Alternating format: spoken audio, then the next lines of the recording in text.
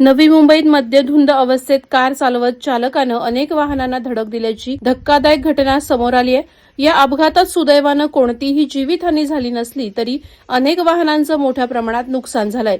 करावे गावाजवळ भरधाव वेगात असलेल्या इनोव्हा कारनं रस्त्यावर उभ्या तसंच चालू असलेल्या वाहनांना जोरदार धडक दिली. अपघातानंतर कारवर पोलीस अशी नेमप्लेट आढळून आल्यानं परिसरात एकच खळबळ उडाली. प्रत्यक्षदर्शींनी दिलेल्या माहितीनुसार वाहन चालक मद्यधुंद अवस्थेत होता आणि त्यामुळे त्याचं वाहनावरील नियंत्रण सुटलं. अपघातानंतर कारची तपासणी केली असता त्यामध्ये मुंबई पोलिसांचे वरिष्ठ पोलीस निरीक्षक अरुण बबन पोखरकर यांचं ओळखपत्र आढळून आल्याची माहिती मिळते. ही बाब समोर आल्यानंतर प्रकरण अधिकच गंभीर झालं. घटनेची माहिती मिळताच पोलीस घटनास्थळी दाखल झाले असून पुढील तपास सुरू आहे.